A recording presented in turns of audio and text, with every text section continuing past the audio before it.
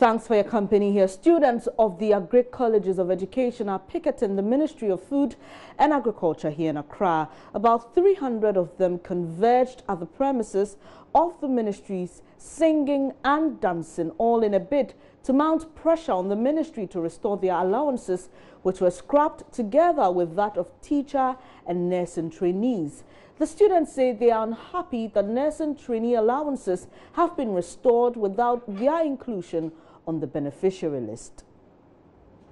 Compound of the Ministry of Food and Agriculture, these students from the colleges of Agric arrived here at exactly 5:30 a.m. to protest and call for the restoration of the allowances. They say nursing trainees had their allowances restored, and they do not know why DS have not been restored yet. They say until government restores their allowances, they will continue to picket.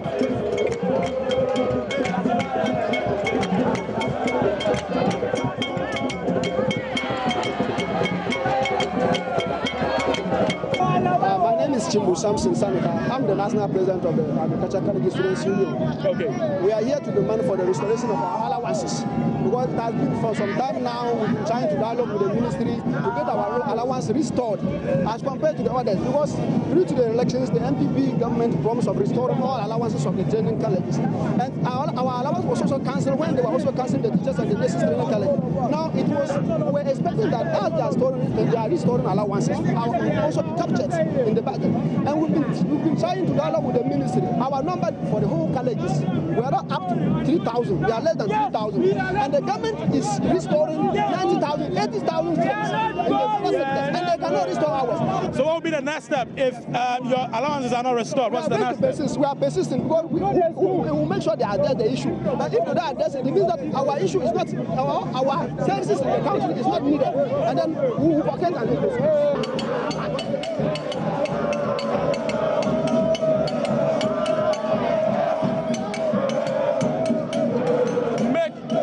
College is a priority.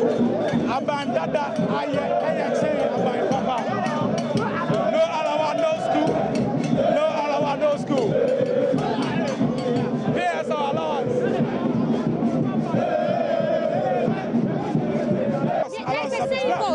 There's a saying goes, wherever there is sweet, ant is there. Wherever there is sweet, ant is there. Wherever there is sweet on the floor, there's a drop of sweet. You get an ant gathering over there. That is the reason why there is sweet over there and people are heading towards the nursing side. So if the government, the incumbent government is ready to look at these Agric people, I think this Agric school will be a lucrative one. And all of us, people who join us, even the leaders, nowadays the ladies are not ready. Nowadays the ladies are not ready because when there is a belief that if you are a Greek student, your field is just to go to the field. But when you have this money, you can use it to do our project work. Because before you be given a project, you have to go around the nation. If you are supposed to go to northern region, you have to take your own expenses.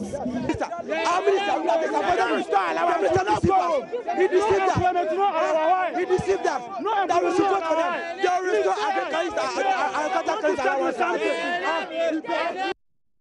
The state is losing millions of Ghana cedis to the use of unapproved routes by tipper trucks transporting stones, chippings and gravels from quarry sites around Shai Hills to the Tema Harbour. In order to avoid paying the penalty for overloading their trucks, drivers of these trucks divert their routes through the Afenya-Dowinya Road to dodge the Axel weighing station along the Afenya-Kusumbo Highway.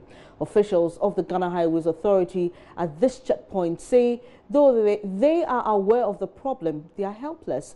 Joy News' MFA Ewenam Eli visited the stretch and reports taxi drivers plying the route as well as the residents are bearing the brunt of the illegality being perpetrated by these truck drivers.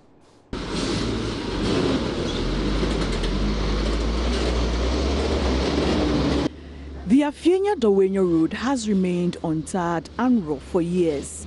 Successive governments have reneged on numerous campaign promises in fixing the stretch to the utmost displeasure of both residents and commercial drivers whose source of livelihood is largely dependent on their daily operations along the stretch. portos nkoa and a contractor and say I contract in the man say onye adwuma no wabe ramps e wo kwan no so ufa so a 2 days 3 days na o ka na se nyina say ukita ska keto bia u do to pass into ye bre wo kwan no so pa every day bia e be adwuma no not tippers kese no mu tum ka wo kwan so di no mu ko he ni ba nyina afere be no e bi nu crap na ya na omunya space wo kwan so tipa no any load ni nyina etumi ko hwe de bia sa ye dru junction anu mu dia in fact enya asem ketwa. It is a daily affair to see scores of tipper trucks transporting rocks, gravels, chippings and sand along the stretch to Tema. The state of the road is evident of the amount of weight exerted on it every day by these trucks, maneuvering what can best be described as manholes reading stretch is a lot of anguish and cost to both commercial and private car owners in the locality. Homes and businesses situated along the stretch are covered in red dust blown along as the trucks speed their way to their destinations. The Dawenya Community Clinic located by the roadside has not been spared either. The nets protecting the outpatient department from dust coming from the community is better off not there at all. Every hole is sealed with red dust. The Dawenya Basic School is another public facility along the stretch, which is also enduring the dust from the poor state of the road, compounded by the movement of these tipper trucks. I caught up with one of these truck drivers who told me the choice of route is to dodge traffic. He also said the diversion through Dawenya is shorter to their destination. This claim, however, was vehemently disputed by the taxi drivers who are threatening to block the road to these trucks if authorities responsible fail to take immediate action. So baby no mu chato but because of to no be change and as we and fa no e kwan na yehu wo kwa tipes mirika ye di ba wanye careful kro mbaku tipes ni nyina kwa we aso no mu na enti kwa we de se aban amhwe no amayi amaye na e kwan na e ba broko no ye ma tipes in fast view. I visited the Samajimen's Afienya Axle weighing station, situated along the Afienya-Akosombo highway. Here, I sought to verify the claim by these drivers suggesting that tipper trucks deliberately divert their course through the stretch to escape penalty charges for overloading their vehicles. I meet supervisor in charge, Mr. Oscar Otumfuo. He corroborates the assertions by the aggrieved drivers. Normally, when you come and you are not carrying over, we allow you to go. But these drivers, they know they are carrying over, so normally they run away and pass through unapproved routes. Are you aware of their movements on that stretch? Yeah, we are. So what are you doing about it? Normally, we have reported to the head office, so normally they send their mobile van to go there. But anytime the mobile van comes, it goes to the filling station there. And then all the trucks which are coming, they park behind the bridge. They don't come for way until the mobile van leaves. So it means they are deliberately means. Defaulting trucks pay at least 100 Ghana cedis and 5,000 Ghana cedis at most at this axle weighing station. Mr. Otumfuo is unhappy that as officers in charge, they do not have what it takes to perform their duties, seeing the losses being incurred to the state by these trucks. Well, we had reports of heavy congestion and chaos at Shailaja Bridge, which connects the area to the Gas South municipality, hours after it was opened to commuters. Now, some people who used to extort monies from motorists on the stretch before it was officially opened stormed the area earlier to halt any vehicular movement. They were demanding motorists pay. The police were helpless because the youth outnumbered them and it caused a major standoff. Here's what happened. but obeni but ode na koso obetumi abo en kakra e am say from me choko and me na me ya brante ni wa Shailaja and the koso no e am say ya abo bridge no and ya stop boys no say ni kwan so be get for scabium and ebi mo ayo mo ho aka ide so mo abegina kwan so no mo je ska police for back mo bu mo nti ya sremo na mo ba mo den na mo ma reinforcements in bra na yan stop sa asem no na yan nya kwan yan kokrom se ame kasa se kra ma parki wo kwan so na me nya kwan kra ko me ka me kita tundra me nto me nko krom kra nti mo ba mo den na mo bu aye me se ne choko na kasa no police for ne mpenifo bebia mo bia mo ti yenka obi ase opa asomdwe nti ye ne o be kasa mo ti yenka enye gidigidi asem nti ye da se oni akasa. So that was one leader of the area explaining what happened. Kaum has since returned to the area. The Chinese man who allegedly shot and killed a Ghanaian in Wase Krupong over the weekend has been remanded into police custody. Western Regional Correspondent Francis Waja joins me on the line with more. Hello, Francis. Yeah, hi, Benny. What more can you tell us about this arrest and remand? Okay, so today in court today at the Takade District Court. Now, the few Ghanaians who were around obviously were very keen in saying that justice will be served. But the fact of the matter itself has not yet been entered into. Prosecuting officer, police inspector Bernard Pa and his son only prayed the court, presided over by His Worship Thomas K.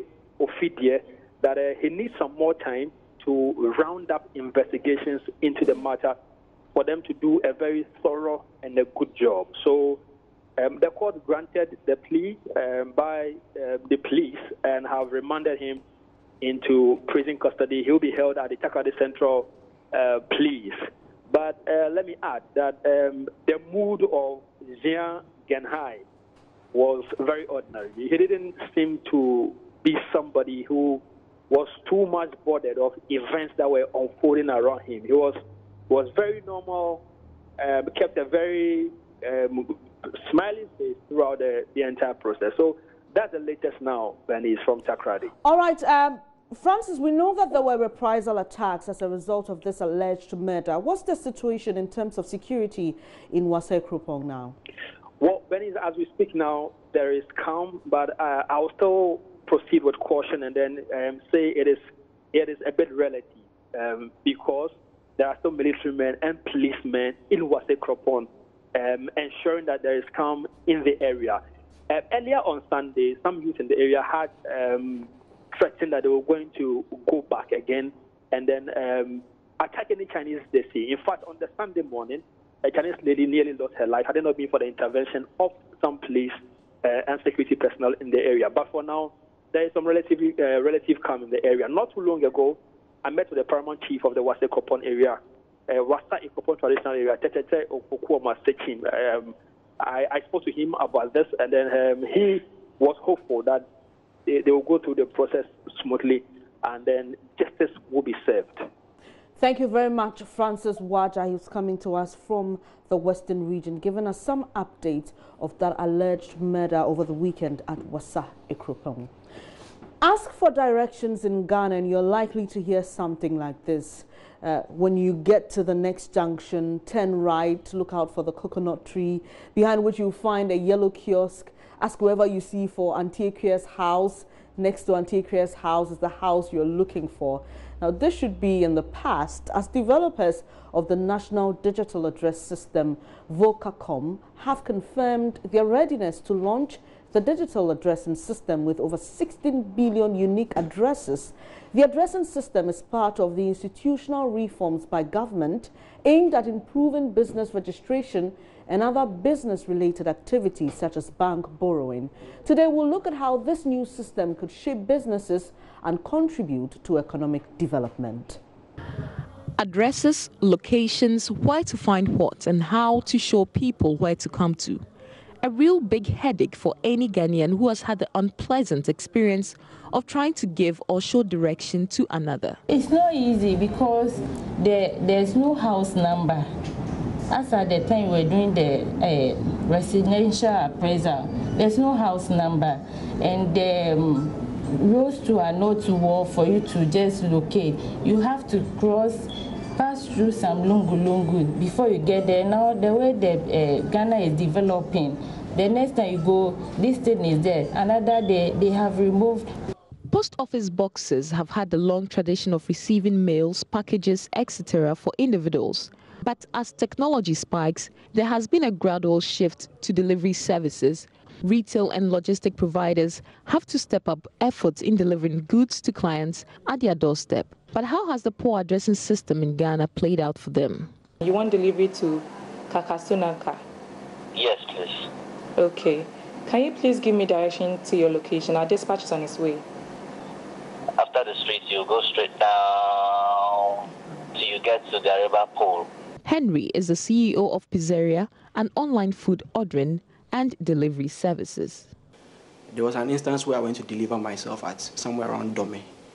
So when I got to the location the guy gave us, I realized there was a gutter there. And I was using the car to go and deliver. I couldn't cross the gutter. So we called the guy a number of times. He gave us other routes to use, but we couldn't get a location. So like the delivery we were supposed to spend like an hour to do, we ended up delivering the food to the clients after 2 hours. According to Henry, the poor addressing system does not only affect the quality of services, but it affects their bottom lines. In the wake of all these challenges, government is stepping up efforts to develop a robust business economy with a range of technological reforms, including the digital addressing system. We want to use the existing technology to implement a digital addressing system. The project, which will cost the country $2.5 million, is expected to provide a unique address for every inch of the country. According to developers of the system, Vocacom, about 16.1 billion addresses are ready to be deployed. For the non-tech savvy, there will be physical addresses on walls and buildings to help with identification. For the business community, though, the arrival of the digital addressing system is long overdue. According to research, without a simple and robust open address data system, national economies suffer and development is seriously hindered. Ghana, as a developing nation, requires such as a foundation for effective service delivery to promote socio-economic development. So, in case you live in an area like this, how are you able to give direction to people? Often in Ghana, when you ask for direction, what you hear is go straight, take a right turn, take a left turn, there's a kiosk on your right, and a few meters from there, that is where my house is. But the question is, how many times are you able to locate these areas? Most often than not, you are unable to do so. This report brought to you by Shailaja. We'll take a quick breather now. More stories shortly.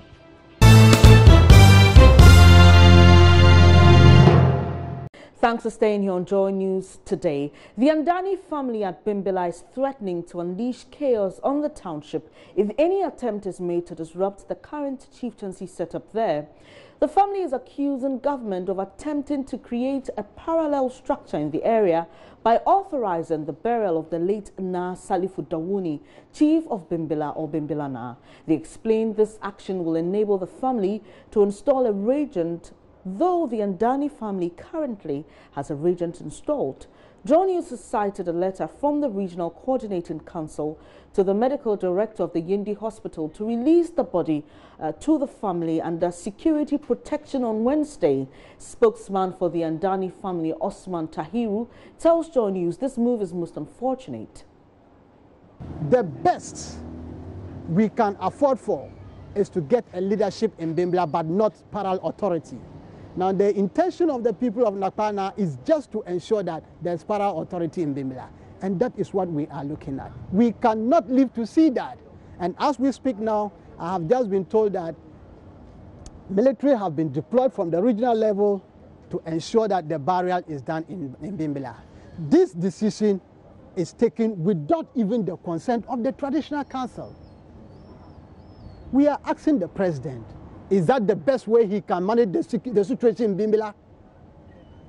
Is that what he means by warning politicians when he came to Dagbon, that all government appointees should stay far away from Dagbon chieftaincy? Is that what he means? Instructing that Nakpana should be buried in Bimbilla? Is that what he means by saying politicians should stay away from Dagbon chieftaincy? I mean, this is too insulting and so disheartening. It's against our tradition, and we will continue to resist this. That won't stop. Trust me.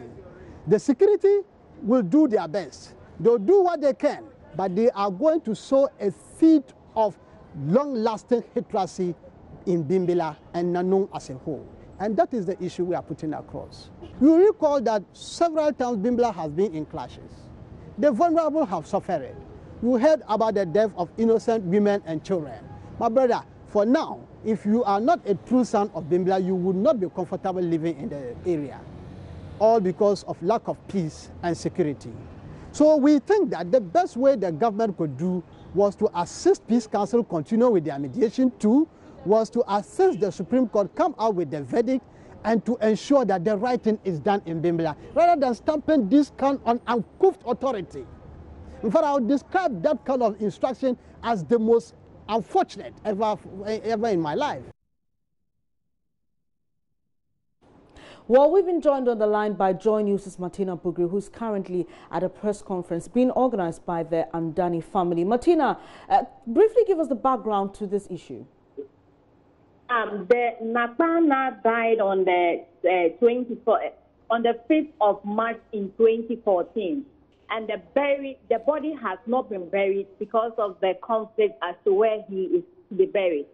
But a letter we cited this morning indicates that the Regional Coordinating Council has given the go-ahead that the body be moved and buried. And that triggered the press conference that was held this morning. Just a while ago, the press conference ended by the Dasana family. And they are raising some questions. They are asking where the body would be buried. Will it be buried in Bimbilla or it will be buried in Nakpa? Will he be buried as a Bimbilla now or a Nakpa now?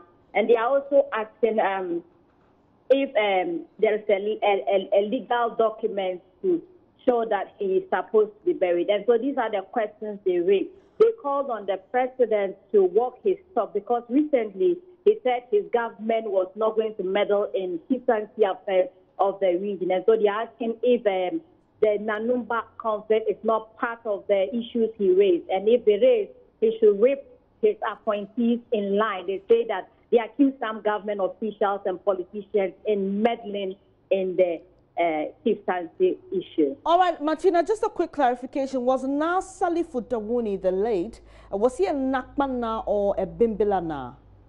From what they said, he died as a Nakmana, and so they expect him to be buried as a Nakmana and not a Bimbilana. That is what they are saying.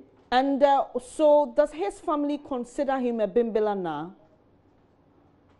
It depends on which family you speak to. If you speak to the Nakpal family, they have a different opinion as to how he should be buried. And if you speak to the Dasana family, they also have a different opinion as to how he should be buried. Well, interesting. The press conference that just ended was addressed by which of the sides? It was addressed by the Dasana and Dani Abdullahi family, and it is signed by the Bapana Nansogma Adam. Have we heard anything from the other side? Not yet. Well, thank you very much, Martina Bugri, coming to us from the northern region. Just that press conference that just ended by the Andani family, who are resisting the burial of the late Nasali Futawuni in Bimbilla.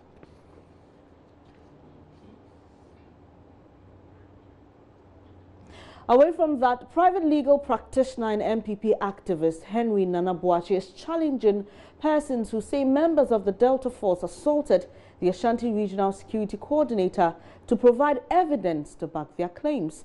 He revealed the Attorney General advised that assault charges against the 13 members of the pro-NPP group are dropped for lack of evidence.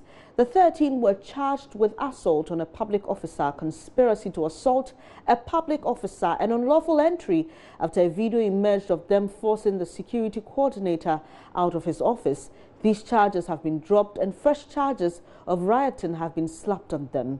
Nana Boakye was in the Kumasi court with them and explained the name of the game is evidence. The reason was that it appears they don't have any evidence to back it. they lack the needed evidence.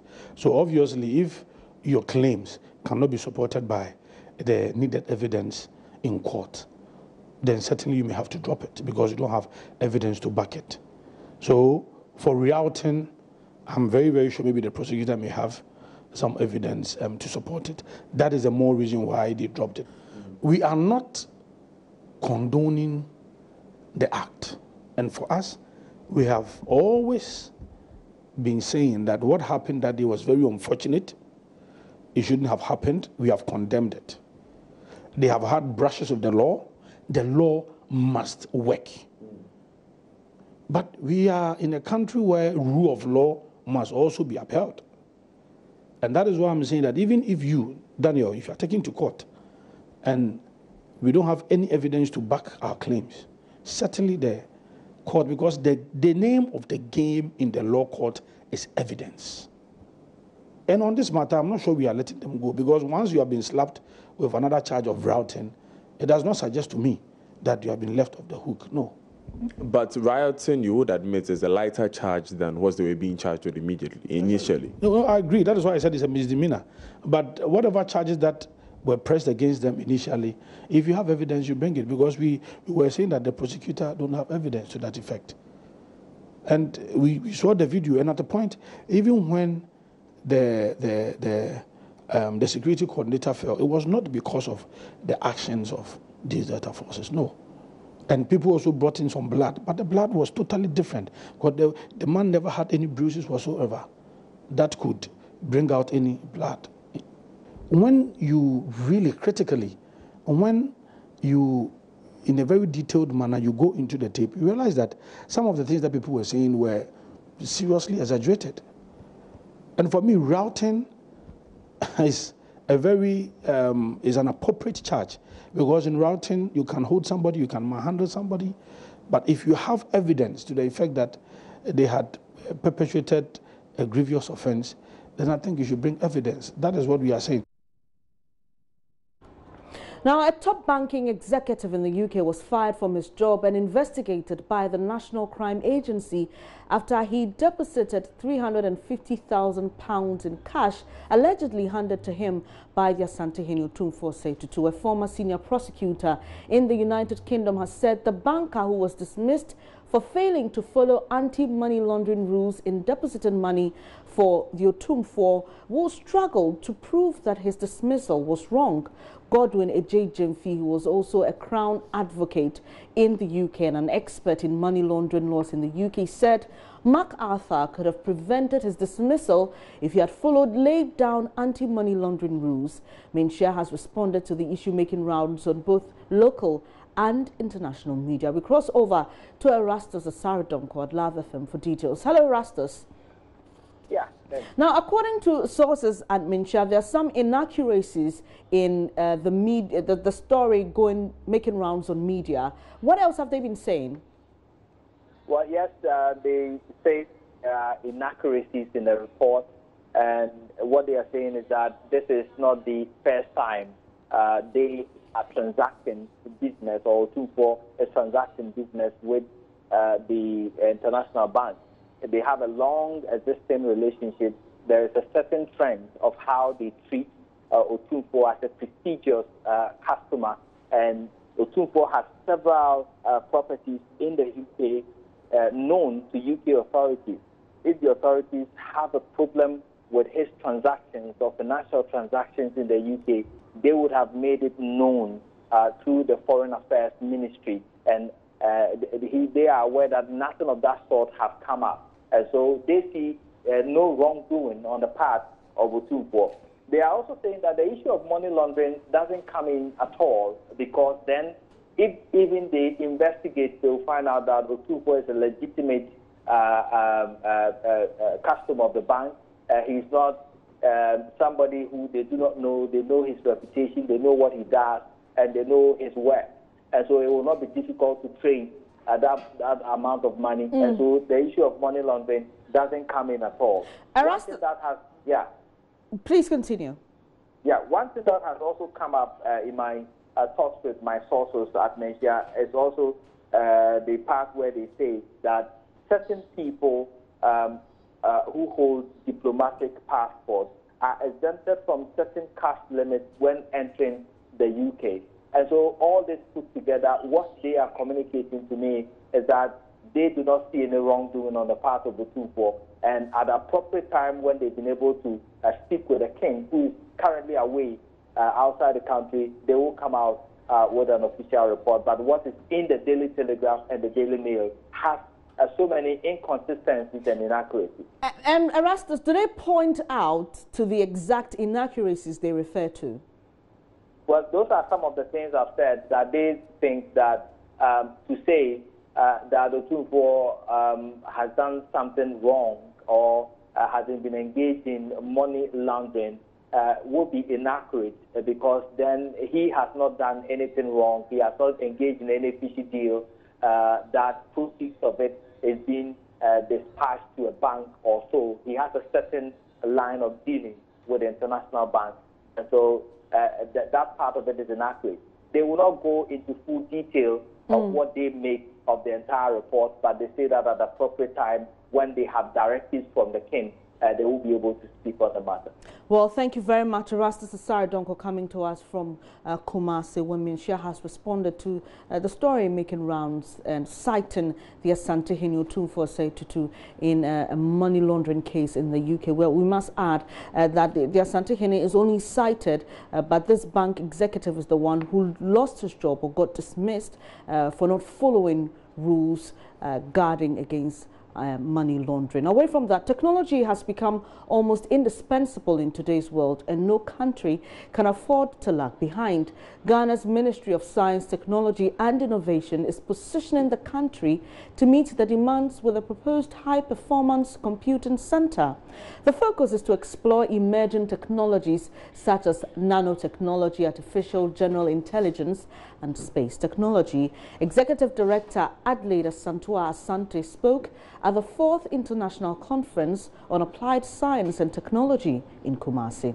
Love FM's Ralphina Osayakono reports. Emerging technological trends signal a future of accelerated socio-economic growth. Issues of food security and health, among others, are areas technology plays major roles. Mr. Santua Asante also sees opportunities for young people in new forms of technical knowledge. In Ghana, we have not really taken to so much, but they are very important in terms of our national development. And these technologies are nanotechnology, or in terms of material science, high-performance computers. In fact, the ministry will soon launch a high-performance computing center. So when I talk of these emerging technologies, these are areas that the ministry wants to establish centers of excellence for research.